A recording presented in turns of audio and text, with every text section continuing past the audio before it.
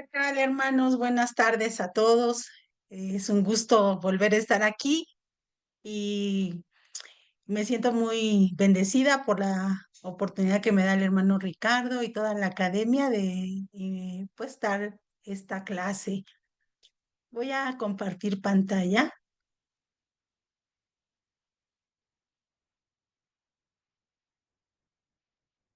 Ya ven todos mi pantalla. Ahí está empezando. Ahí está, perfecto.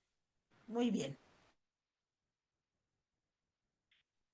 En el título de la clase de hoy es Fuentes primarias y secundarias en la investigación genealógica en México.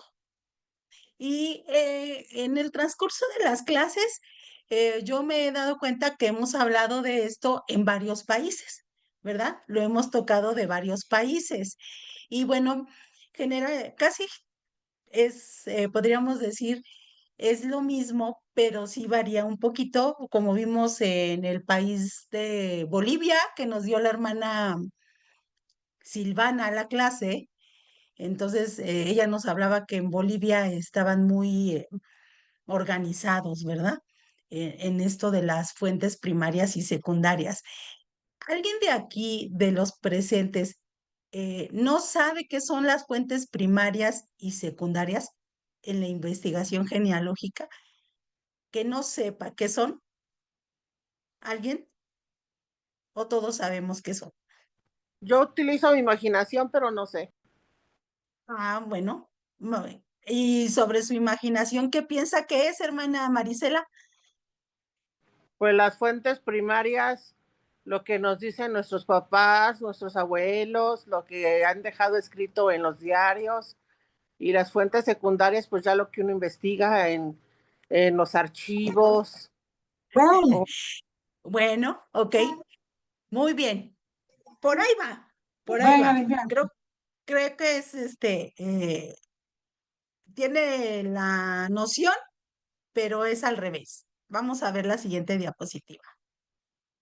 Hermana Marisela, ¿usted misma nos puede leer esto?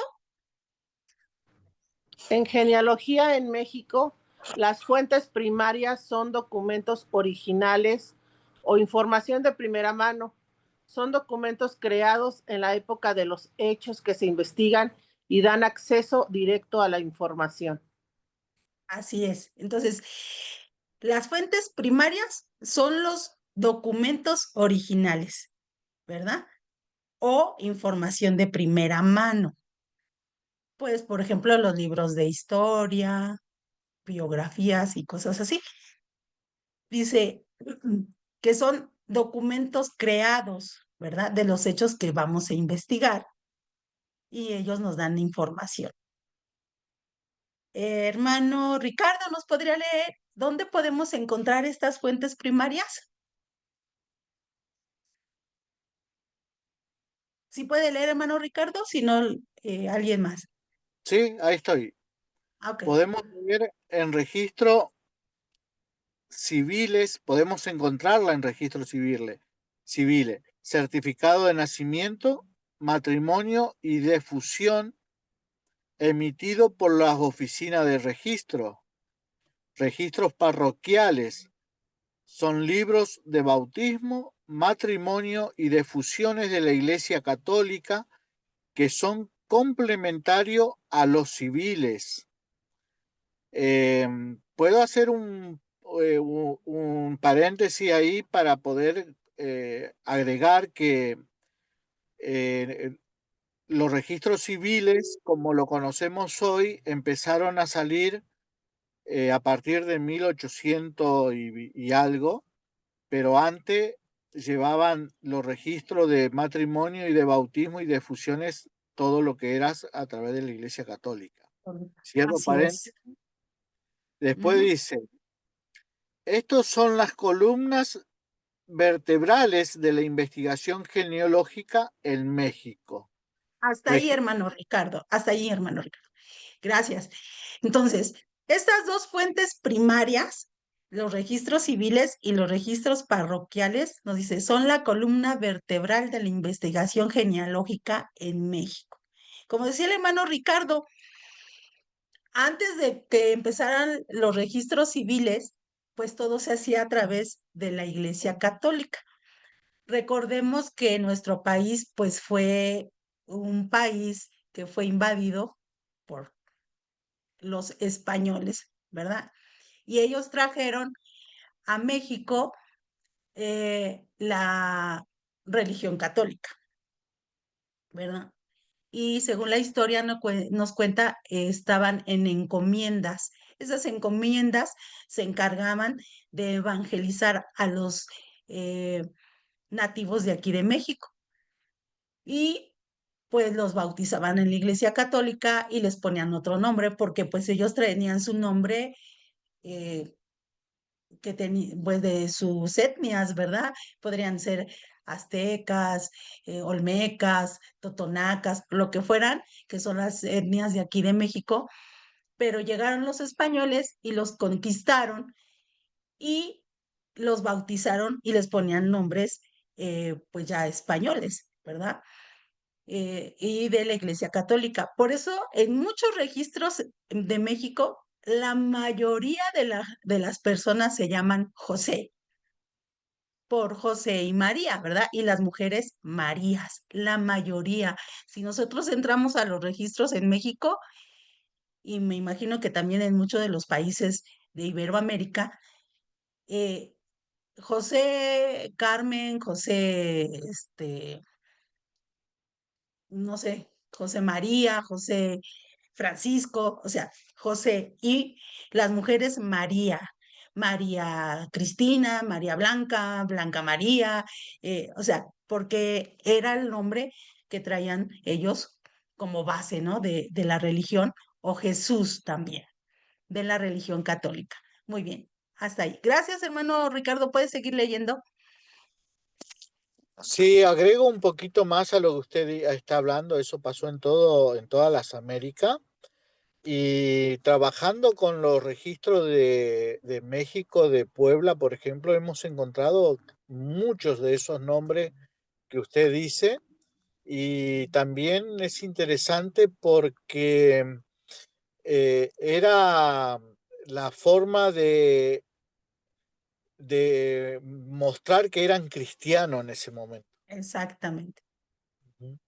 Bien, registros censales, documento de censo que contienen información sobre la población, testamentos y escrituras, documentos legales que pueden contener información sobre lazos familiares y propiedades, documentos personales que son cartas, diarios, fotografías que ofrecen información de primera mano de los antepasados.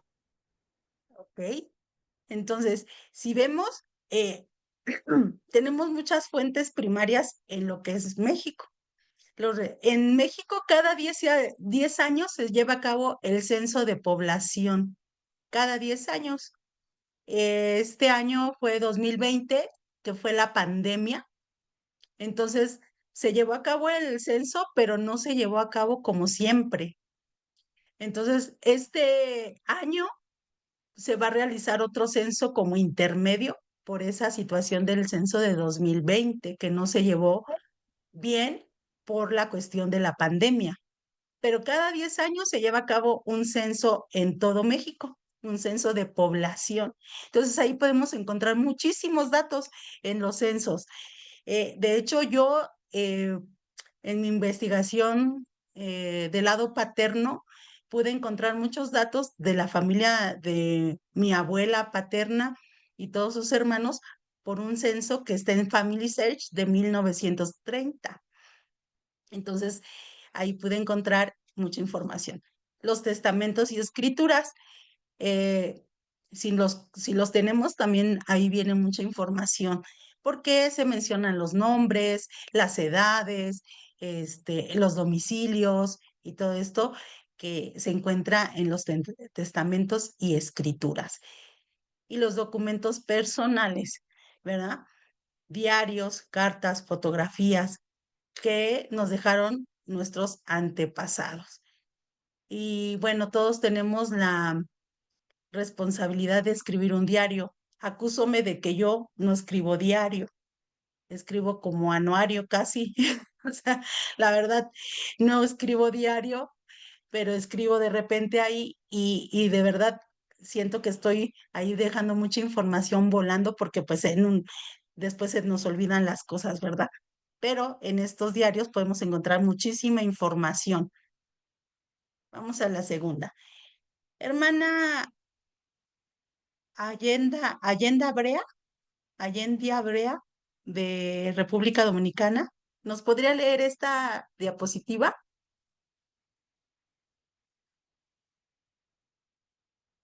¿Sí me escucha, hermana? O hermana Silvana, ¿nos puede hacer favor? Sí, sí. Las fuentes secundarias son interpretaciones, análisis o resúmenes de estas fuentes primarias. Son materiales que analizan, interpretan o compilan información de las fuentes primarias.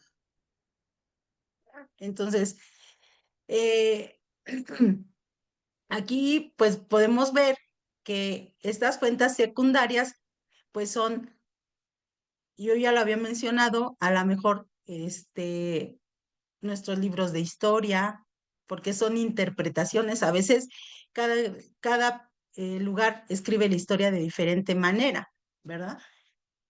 Vamos a ver dónde podemos encontrar estas fuentes secundarias.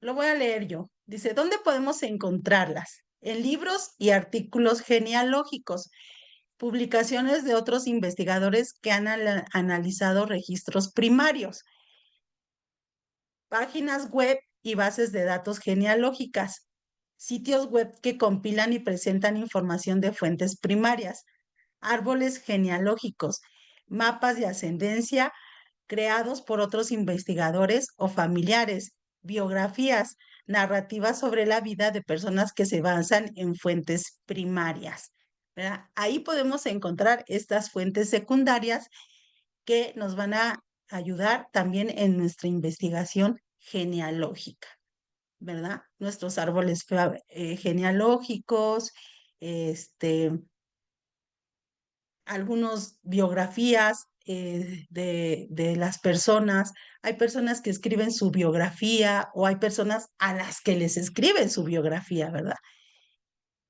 ¿Alguna pregunta hasta aquí? ¿No? Ok. ¿Dónde podemos encontrar estas fuentes?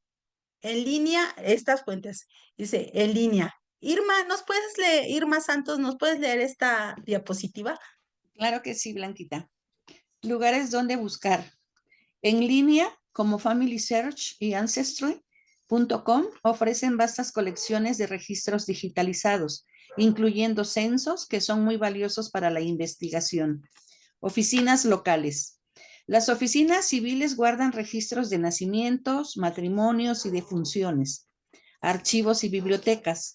Los archivos históricos nacionales, estatales y municipales y las hemerotecas, donde se guardan periódicos antiguos, son depósitos importantes de fuentes primarias.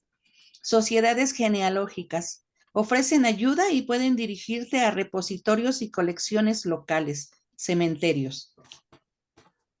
Ahí en esos lugares podemos ir y encontrar tanto fuentes primarias como fuentes secundarias aquí en México. Eh, Nosotros aquí en México pues tenemos el registro civil. Cada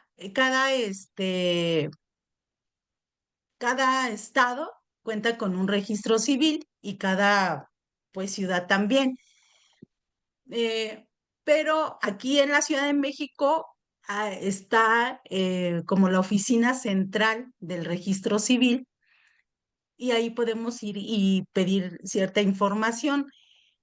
Pero yo investigué y aquí en la central del registro civil que está en Salto del Agua, eh, no todos los estados tienen cooperan con ese registro. Entonces hay lugares que no están actas ni nada ahí en ese centro del registro civil. Entonces tendríamos que preguntar qué estados sí tienen una cooperación con ellos. Hermano Ricardo, dígame, y después la hermana Marisela.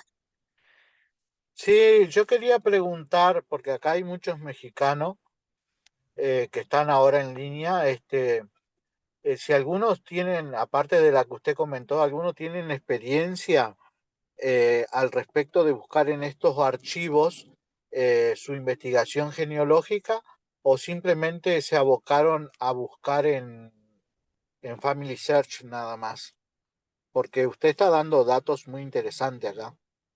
Y bueno, me gustaría saber eso, si alguien tuvo esta experiencia o no, que nos cuenten. Ajá. Alguien de los que están aquí. Bueno, la hermana Marisela alzó la mano, a ver si ella nos puede comentar algo. Hermana Marisela. No, lo que también le iba a preguntar, que eran los repositorios, pero ya estoy aquí en la inteligencia artificial preguntándole, porque no sabía. Dice que son Ajá. archivos. Imagino que también en físico hay. Dice aquí, archivos Sí. en línea, repositorios digitales. Son archivos en línea que organizan, almacenan y difunden recursos digitales como documentos, imágenes, videos o códigos fuente para Ajá. preservar el conocimiento, facilitar el acceso a la información y promover la colaboración. Existen varios Muy. tipos Ujú. institucionales, temáticos, y muchos ofrecen acceso abierto y gratuito a su contenido. Ajá. Entonces, Así es. me imagino que también hay físicos como Sí, también tipo hay físicos. las Ah, hemerotecas o bibliotecas, me hay imagino. hemerotecas, o sea, aquí en México hay bibliotecas, hemerotecas y todo eso. Hasta el final les voy a pasar una diapositiva, pero les quiero comentar. En México tenemos el Archivo Nacional, el Archivo General de la Nación. Este archivo contiene mucha información, no solamente de genealogía, de muchos tipos. Yo hablé, puede haber acervo cultural, histórico y todo esto. Entonces, ahí también se encuentran esos repositorios en ese archivo general de la Nación, que está aquí en la Ciudad de México. Irma. Bueno, yo de donde pude sacar información fue de los cementerios.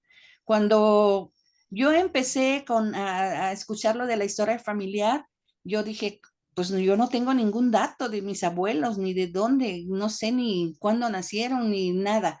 Entonces me fui al estado de Tabasco, acá en México, y me fui con una prima que pues ellos viven allá y eran los más allegados a los abuelos, a los tíos, y para que me dijera dónde se localizaban las tumbas de mis familiares. Y ya con una libreta en mano y estuve tumba por tumba, lápida por lápida, copiando cuando nacieron, cuando los sepultaron y todo eso. Y así fue como pude conseguir que me llegaran registros sugeridos después de que pude poner esas fechas exactas de mis familiares que ya habían fallecido y que no tenía yo ningún dato de ellos. Muy bien, muchas gracias. Sí, los cementerios son una fuente muy grande para encontrar, bueno, es un lugar para encontrar esas fuentes. Profe Arturo. Gracias, Blanquita. Bueno, yo tratando de responder la pregunta que hizo el hermano Navarro, yo tuve la experiencia de poder encontrar información de antepasados de mi esposa en el Archivo General de la Nación. Encontramos como unas 8 personas, pero lo más importante fue que encontramos el lugar donde ellas habían nacido, porque mi esposa pensaba y buscaba siempre en Tampico, porque ella es originaria de Tampico. Y curiosamente encontramos que uno de sus antepasados, creo su bisabuelo, era originario de Cerrito, San Luis Potosí. Entonces fue muy bueno. E incluso, hermanos, fíjense que tengo una anécdota medio chistosa. Esto fue ya por 1983, 85 aproximadamente. Iba yo a recoger a un joven del Benemérito que llegaba de su casa, y entonces iba yo manejando mi auto y me pasé no un alto, sino un semáforo en amarillo. Un motociclista que venía en sentido contrario se dio la vuelta y me detuvo y me pidió mis documentos. Y yo tenía en mis documentos, tenía mi licencia de conducir, pero también tenía una credencial que decía investigador de la Nación, porque para poder entrar al Archivo General de la Nación, uno debería tener una credencial, y la credencial decía investigador de la Nación. Y entonces el agente ve mi credencial y me dice, ¿y usted qué investiga? Dije, bueno, yo investigo a servidores públicos corruptos. Agarró mi licencia, mis documentos, me la regresó y me dijo, bueno, váyase con cuidado, por favor. Con mucho cuidado. Sí, sí, es cierto, no se preocupe.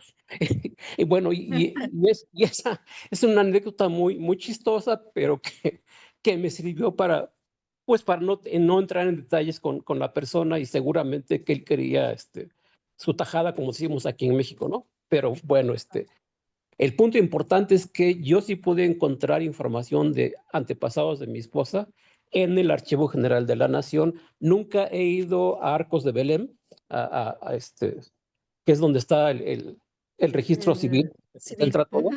Ajá, pero sí al Archivo General de la Nación. Gracias. Muchas gracias, profe. Así es. Nos cuesta trabajo les decía yo, porque a veces no es tan fácil ir a los registros civiles.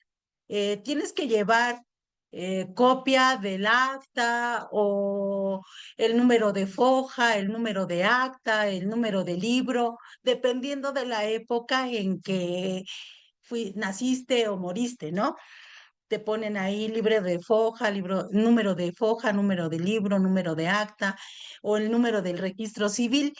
Sí, sí es un poquito complicado, pero si nosotros tenemos alguno de estos datos, pues podemos ir y sacarle las actas, ¿no? Porque podemos pedir una búsqueda y ellos nos buscan ahí, lo que nosotros queramos, ya sea nacimiento, defunción, matrimonio, ¿verdad?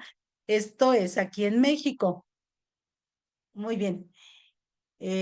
Vamos a pasar a la que sigue. Dice, tipo de fuentes primarias adicionales. ¿Alguien me quiere leer esta diapositiva, por favor? ¿Quiere que lea? Es que no lo... Ah, sí, hermana Silvana, muchas gracias. Tipos de fuentes primarias adicionales. Periódicos antiguos. Las hemerotecas son una mina de oro para encontrar detalles sobre la vida cotidiana de tus antepasados, como obituarios, noticias familiares o artículos sobre eventos de su época. Documentos personales, cartas, diarios, documentos de viaje y otros objetos personales de la familia también pueden revelar información valiosa y son considerados fuentes primarias. Así es. Fíjense que bueno, yo me acuerdo ahí en el Benemérito, teníamos una biblioteca enorme, fabulosa, la biblioteca del Benemérito, que era la escuela preparatoria de la iglesia.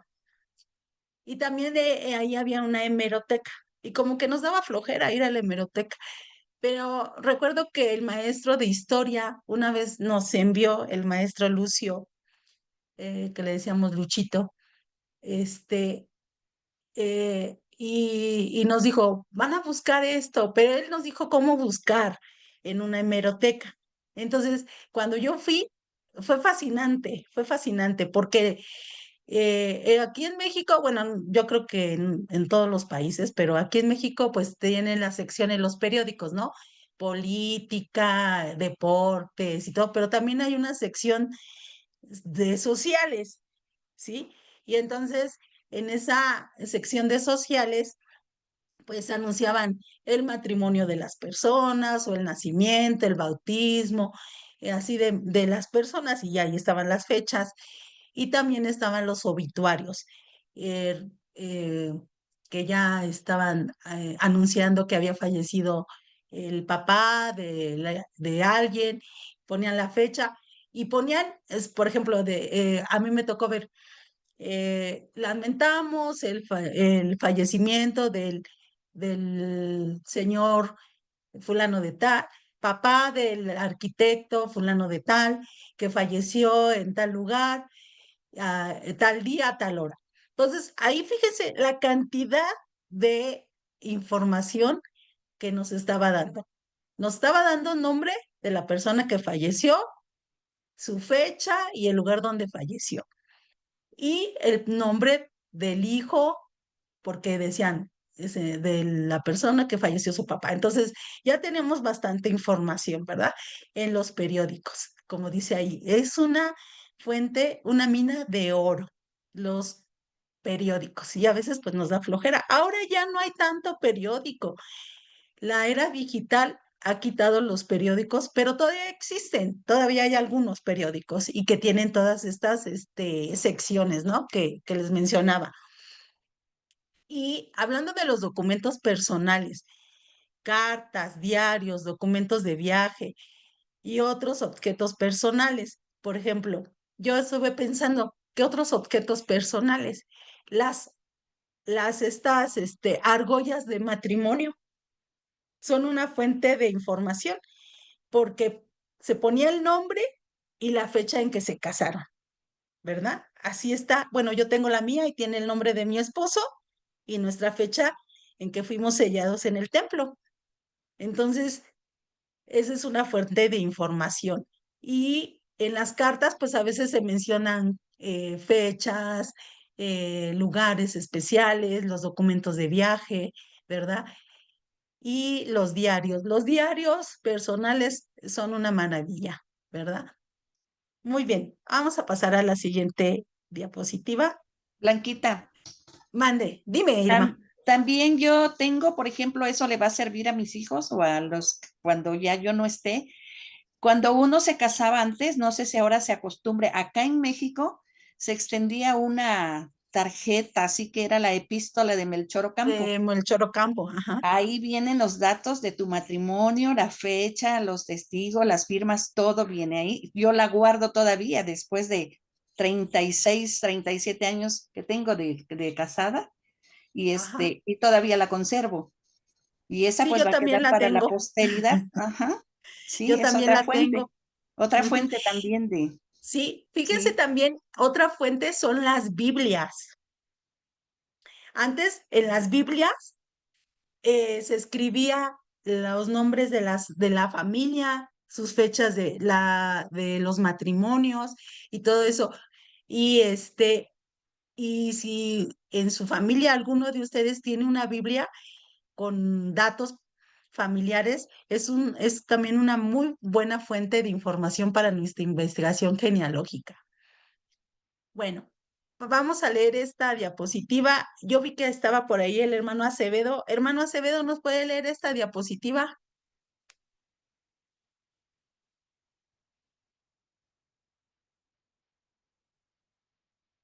No, no sé si sí me escuchó o no. ¿te la leo? Porfa, Irma. ¿Por qué son importantes ambas fuentes? Comprobación.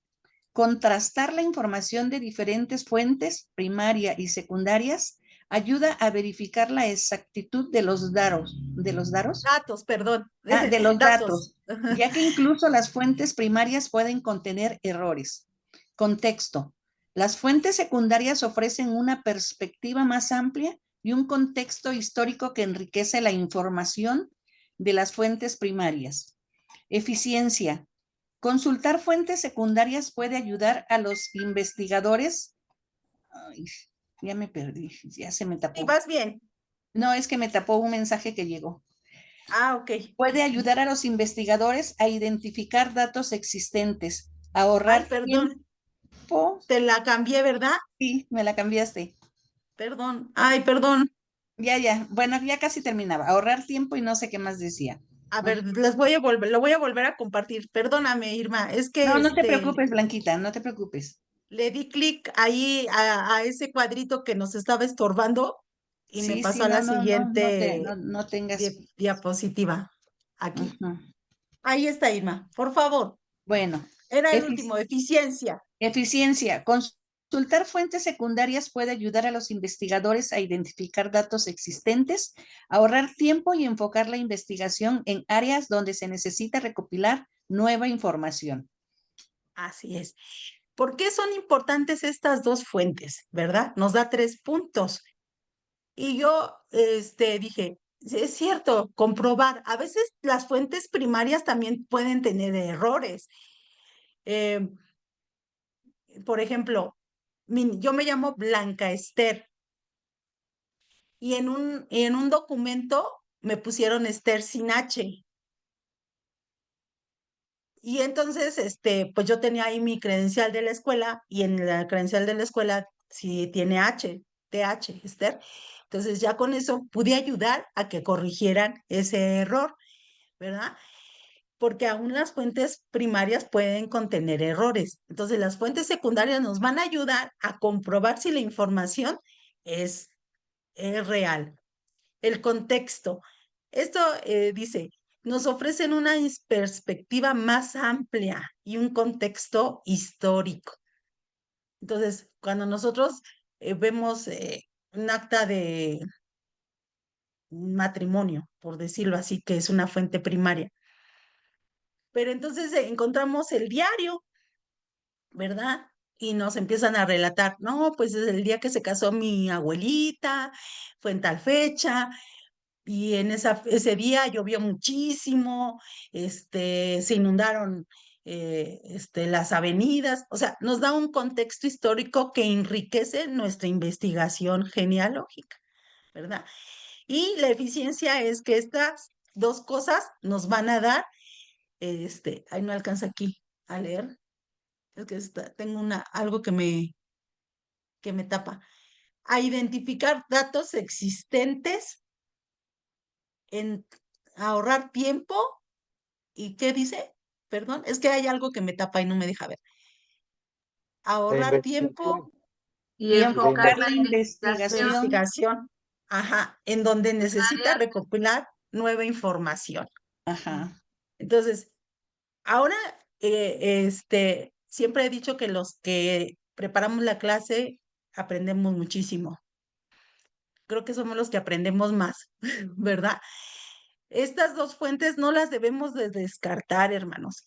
Debemos de trabajar con las dos fuentes primarias que tenemos. En Family Search tenemos fuentes, pero también tenemos que acudir a lo demás, no solamente enfocarnos en Family Search. Tenemos a nuestra familia, si tienen familia viva, que ya tenga algunos años, aprovechenla, aprovechenle, saquen toda la información que ellos puedan tener. A mí me gustaba mucho platicar con mi papá. Yo no sé si les he comentado, a mi papá le dio Alzheimer. Entonces, mi papá nos platicaba muchas cosas cuando éramos niños, cuando éramos jóvenes y todo eso. Y a veces, como niños, como jóvenes, nos aburrían, ¿verdad? Esas pláticas. Ah, ya va a empezar mi papá a platicar, ¿no? Este, Y ya después, tiempo después, yo quería que me platicara. Y yo le preguntaba, papá, ¿te acuerdas cuando estuviste en el ejército? Y pues su mente empezaba a trabajar y empezaba a recordar y me platicaba. Y para mí esas pláticas eran oro para mí, hermanos. Las valoré muchísimo porque a pesar del Alzheimer, él todavía podía recordar muchas cosas. Y poco a poco, pues fue olvidando, ¿no? Fue olvidando las cosas, pero que podamos, si ustedes tienen familiares grandes, platiquen con ellos, hablen con ellos y esas pláticas son valiosísimas porque nos van a ayudar mucho en nuestra investigación genealógica y en nuestra historia familiar. ¿Verdad? Muy bien, pues hasta ahí vimos lo que son fuentes primarias y secundarias. ¿Alguna pregunta? ¿Alguien tiene alguna pregunta? Todo muy claro, Blanquita. Muchas gracias. Bueno, vamos a pasar a la otra. Y aquí está la información que les decía sobre el Archivo General de la Nación, de lo que les había hablado. En México tenemos eh, es un edificio porque era una cárcel. De hecho, es una cárcel muy reconocida, Lecumberri se llama el edificio. de la cárcel de Lecumberri. Ahí se hizo el Archivo General de la Nación. Y ahí, para los que gusten, bueno, y va a estar en la presentación que les va a mandar el hermano Ricardo. La dirección está aquí en la Ciudad de México, el número de teléfono y el número de la extensión para todos los mexicanos y no mexicanos, porque a lo mejor tienen familia que se vino a vivir a México. Ahí pueden encontrar. Yo hablé para preguntar, en alguna ocasión yo fui cuando era niña con una de mis tías, pero la verdad tiene muchos años. Entonces hablé para preguntar qué podíamos hacer. Ya nos dijo el profe ahorita. eh, Tenemos que sacar una credencial como investigador. Todos los trámites son gratuitos porque es del gobierno. Tenemos que sacar nuestra credencial como investigador y entonces ya con esa credencial podemos accesar al acervo que ahí guarda ese Archivo General de la Nación. Y más o menos los registros que ellos guardan son de 1840 a la fecha. Es el lapso de tiempo que ellos tienen en su acervo. Entonces, todos los que quieran pueden hacerlo, ir, sacar su credencial de investigador y pues ya con esa pues pueden entrar cuando ustedes gusten a trabajar ahí y buscar información. Y también encontré una sociedad genealógica y de historia familiar en México. Esta sociedad genealógica eh, mm, está en Nuevo León, en el estado de Nuevo León. Y en esta sociedad nosotros también podemos accesar a los documentos que ellos tienen. Ellos tienen una página de Facebook y también podemos entrar a esa página de Facebook, podemos hablar, contactarlos y también nos dicen que podemos hacerlo de forma gratuita, ¿sí? Y también ellos imparten cursos. Ahorita que el hermano Ricardo nos dijo que ya es un genealogista internacional, qué gusto, hermano Ricardo. Esta sociedad genealógica imparte un curso para ser genealogista avalado por la SEP, que es la Secretaría de Educación Pública aquí en México. Entonces, nosotros podemos tomar ese curso.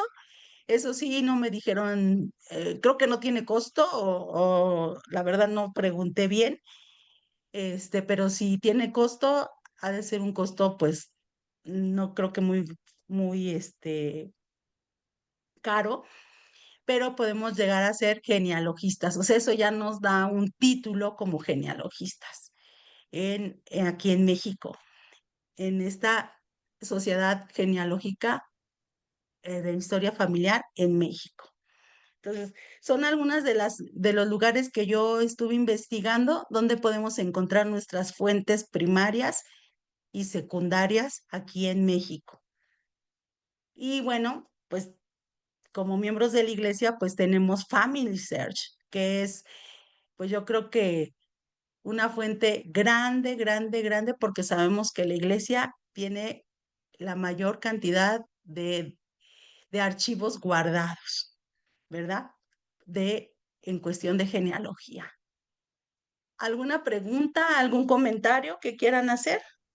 Yo, hermana, una pregunta. Sí, dígame, hermano. ¿Qué tipos de documentos se pueden encontrar en el Archivo Nacional? General de la Nación. ¿Sí? General de la Nación. Podemos encontrar documentos genealógicos, o sea, en este caso, actas de nacimiento, de función y todo esto. Y también hay acervo cultural, histórico, ahí. Tengo una pregunta también. Sí, hermana. ¿Dónde, bueno, el hermano Arturo ya de saber, dónde consigo esa credencial? Porque sí Allí, necesito. Ahí ahí en el mismo la Archivo pido. General de la Nación. Sí, ahí por eso les puse la dirección, el teléfono. Ahí vamos a llegar si usted quiere ir, ahí al Lecumberri, Sí, No sé dónde vive usted, hermana, ¿aquí en la Ciudad de México? no en San Luis, pero sí tengo que ir porque necesito buscar información que no encuentro. Ah, ok. Ahí en el Palacio de Lecumberri, ahí está la dirección, ahí en la presentación se los puse y del número de teléfono. Y ahí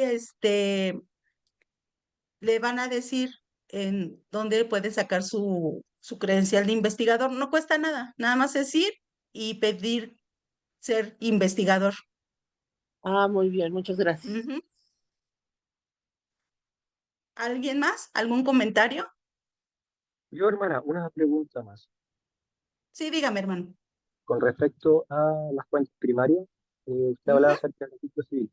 Mire, yo soy de Chile, pero estoy ayudando a unos hermanos que son de México, entonces me está gustando la genealogía en México.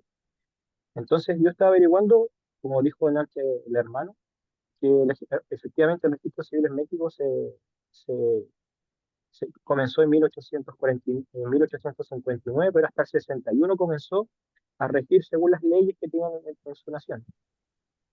Eh, y evidentemente en 1861 no teníamos o no había en ese momento como el sistema de computación que hoy en día. Entonces, yo estoy buscando actas de matrimonio. ¿Usted sabe si esas actas de matrimonio, porque antes se hacía en el registro civil todo a través de papel, puño y letra, ¿no? Lo que me dijeron en el archivo, cuando hablé, me dijeron ya que ya hay muchas cosas digitalizadas, porque obviamente los registros antiguos pues se van degradando con el tiempo. Entonces, ya lo han digitalizado. De hecho, yo le comenté que yo era miembro de la Iglesia de Jesucristo de los Santos de los Últimos Días y me dice, claro que los conocemos, claro que los conocemos. Sabemos que los miembros de la Iglesia de Jesucristo son personas que investigan su genealogía y dice, de hecho, la Iglesia de Jesucristo ya en alguna ocasión vino a digitalizar muchos de los archivos que nosotros tenemos. Entonces, seguramente muchos de los archivos que están en Family Search salieron de ahí del Archivo General de la Nación. Entonces, él me comentaba que muchos archivos ya están digitalizados porque obviamente el papel se va degradando y todo. Entonces, ya están digitalizados. Eh, Seguramente esos archivos que de 1840, 50, 60 están digitalizados. Incluso algo más también, si no se puede conseguir, pueden ir a lo que es las catedrales principales, donde pueden llegar a estar esos documentos que uno esté necesitando, porque antes de 1800, que se crea el registro civil, las catedrales se hacían cargo de todos los registros, como de todos los documentos, certificado de nacimiento, de difusión y de matrimonio. Eh, Algo muy interesante que quiero agregar, hermana Blanca, y para todos también, ¿no? Es muy interesante esta clase porque la idea fue que cada país pueda presentar, más allá que por ahí tenga algo muy en común, pero que cada país pueda presentar qué es lo que tienen en sus lugares para poder hacer una investigación genealógica, porque eh, la mayoría nos quedamos solamente con Family Search. Y Family Search sí tiene muchas cosas, pero hay cosas que todavía no están digitalizadas. Hay archivos que todavía ellos no lo tienen y no lo tienen desde el país según donde estemos. México sí tiene muchísimo, toneladas de información. Mm. Y después de Centroamérica no todo tienen mucha información, entonces es muy importante que podamos aprender a distinguir qué es lo que es una fuente primaria, una fuente secundaria, de qué forma nos pueden servir esas fuentes para que nuestra investigación se enriquezca, pero a la misma vez también aprender un poco de historia de nuestra familia. de saber quiénes fueron, qué enfermedad tuvieron, Ujú. qué color de pelo, de ojos tuvieron, si eran indios, si eran esclavos, si eran doncellas. O sea, hay muchos datos que nos permiten saber su identificación y de esa manera, bueno, ahí podemos saber nosotros por qué somos así, cómo estamos, nuestro entramado vincular con ellos, cómo está ese tejido, ¿no? Que tenemos de ese entramado que nos vincula hacia ellos. Así que para mí, yo le agradezco por su clase personalmente y gracias, hermana, porque nos ha enseñado mucho hoy. Muchas gracias, hermano Ricardo. Les digo que creo que que preparamos la clase aprendemos más, porque tenemos que investigar, tenemos que ir. Yo vivo exactamente atrás de un panteón, aquí al ladito, aquí de este lado, tengo la barda del panteón, el panteón de aquí de la colonia Tlalpan. Y este panteón se llama 20 de noviembre y lo inauguró el presidente, se me fue el nombre, Porfirio Díaz, ¿sí? Entonces, este panteón contiene muchos registros muy antiguos, porque, pues, imagínense, Porfirio Díaz fue más o menos como por 1910, que estuvo Porfirio Díaz aquí en el país, 1910. Entonces, este, yo tengo mucha familia ahí, mucha familia, este, pero la verdad nunca he ido a buscar registros en el panteón, nunca lo he ido a hacer y creo que me tengo que dar a esa tarea de ir al panteón. Pero les quiero contar algo. Mi abuelo, mi abuelo paterno, fue el administrador de ese panteón y él están los libros que él escribía, ahí las actas de función, bueno, ¿cómo se dice? Los registros de defunción. Y él tenía una letra eh, cursiva hermosísima, hermosísima, hermanos. No se imaginan la letra cursiva tan hermosa que él tenía. Y entonces un día fui y le dije al administrador, fíjese que mi abuelo es Simón Rivera. Ay, don Simón Rivera, él fue administrador aquí, sí. Le digo, quería ver si me podía permitir ver el libro que él escribía. Y me dijeron, ya no se puede, porque ya tiene mucho tiempo. Entonces, el ojearlo y todo eso maltrata los registros. Dice, ya no se puede. Entonces, en alguna ocasión lo vi, pero ya tiene muchos años ese libro, pero yo apenas hace poco fui a pedir que me dejaran verlo y ya no me dejaron verlo, por lo mismo de que ya se va degradando el papel.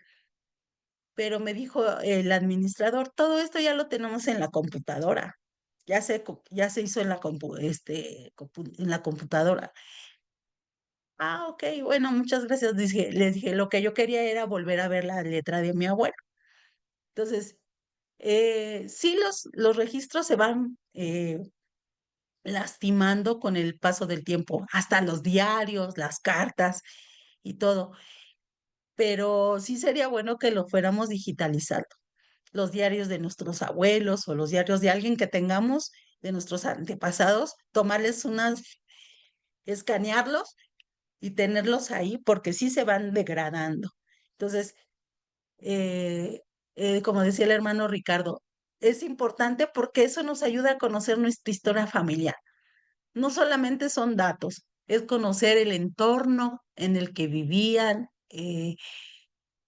la situación social, política, económica que se estaba viviendo en ciertos momentos. Para nuestras futuras generaciones, ellos sabrán que nosotros vivimos una pandemia en 2020, que tuvimos que luchar contra ese bicho del COVID, ¿quiénes fallecieron? Mi papá falleció en el 2020, tuve un sobrino que falleció en el 2020 de COVID. Entonces, todas esas cosas debemos de escribirlas y guardarlas. ¿Qué era lo que estábamos viviendo en esa época para que nuestras generaciones futuras lo conozcan? Así como nosotros podemos leer de nuestros antepasados, ellos también lleguen a conocer de nosotros. Dime, Irma.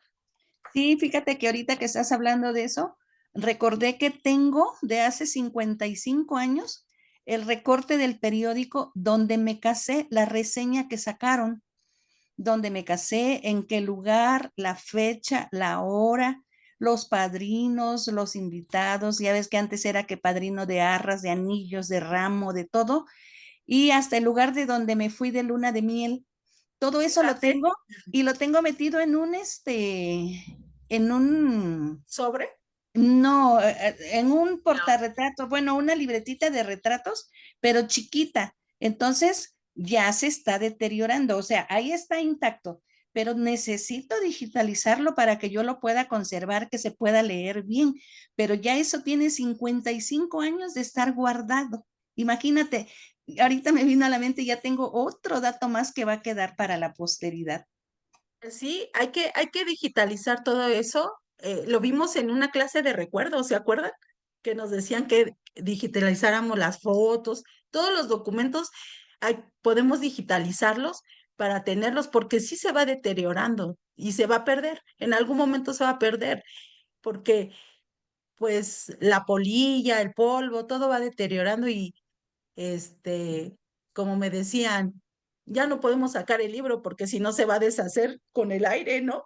Entonces, es Hermana importante Blanca. eso. Dígame, hermano Ricardo. Sí, para los hermanos que no saben cómo digitalizar, que acudan a la hermana Silvana, que ella le va a enseñar de recuerdo cómo hacerlo. Claro, claro que sí. Perfecto. Sí, y si no, pues también pueden, por ejemplo, yo no sabía hacerlo, pero ya aprendí a digitalizar mis documentos. Entonces, también yo les puedo ayudar, si ustedes gustan, a digitalizar sus documentos. Hermanos, sé sin ninguna duda en mi corazón que esta es la obra de Dios, que la obra genealógica, la historia familiar, es una obra de Dios. Como decía el presidente Russell M. Nelson, nosotros tenemos que trabajar como salvadores de Sion en los dos lados del velo, ¿verdad? Tanto aquí como al otro lado del velo y hacerlo de la mejor manera. Y la mejor manera es siempre tener una fuente que sustente nuestra información. Eso es lo más importante, porque podemos poner mucha información, pero si no está sustentada, pues quizás no tenga mucha validez. Hermanos, sé sin ninguna duda de esto y doy testimonio de ello y lo hago en el nombre de nuestro Señor Jesucristo. Amén. Amén. Amén. Muchas gracias, hermana Blanca, por su clase. Como dije, excelente, magnífico, eh, muy amable por todo el conocimiento que nos ha impartido en el día de hoy. Agradecerle a cada uno de ustedes, hermano, por su participación, por los mensajes que han dejado. Este, en agradecimiento a la hermana Blanca. eh, son mensajes de amor, de cariño y de felicidades por su clase, hermana Blanca. También le dejé para aquellos que están por primera vez en esta clase eh, los links de enlace para YouTube y también para el grupo de WhatsApp si se quieren unir a nosotros. Y esta clase después va a ser subida a YouTube también. Así que si nadie tiene nada para hacer algún comentario, vamos a finalizar con una oración